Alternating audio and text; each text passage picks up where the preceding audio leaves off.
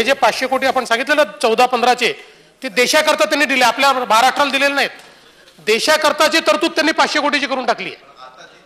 नाही तर ते आपल्याला 100 कोटी देखील मिळाले नाही. गेल्या 10 वर्षात जर आपण बघितले, हे जे आपण सांगताय ना की 14 मध्ये 500 कोटी मिळाले किंवा 13 मध्ये, ती वस्तुस्थिती नाही. हा ते देशाला दिले आहे.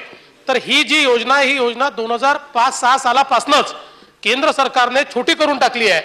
पण आपण 5-6 साली ही योजना छोटी झाल्यानंतर आपण आपलं दायित्व मात्र तेवढंच ठेवलंय. त्या दायित्वात आजही कुठली कमतरता या राज्य सरकारने केलेली नाही. तथापि याची पूर्ण माहिती घेऊन याचं सविस्तर निवेदन करण्यात येईल. भारतीय संघाच्या कामगिरीने संपूर्ण देशाची शान व मान उंचावली आहे, याचा सर्वांना सार्थ अभिमान वाटतो. या संपूर्ण संघाचे मी मनपूर्वक अभिनंदन करतो. या संघात महाराष्ट्रातील आमच्या भगिनी पूनम राऊत मुंबई, स्मृती मानधना सांगली व मोना मेश्राम नागपूर या खेळाडूंचा समावेश होता. तसेच तृप्ती भट्टाचार्य यांनी संघ व्यवस्थापक व रश्मी पवार यांनी फिजिओथेरपिस्ट म्हणून जबाबदारी पार पडली.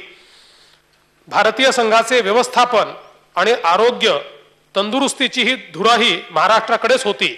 म्हणून महाराष्ट्रातील तमाम जनतेच्या वतीने सर्व खेळाडूंचे सभागृहाच्या वतीने मी हार्दिक अभिनंदन करतो.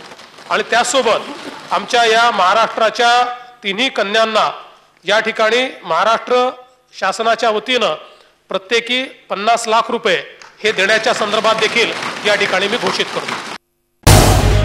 झी 24 तास रहा एक पाऊल पुढे.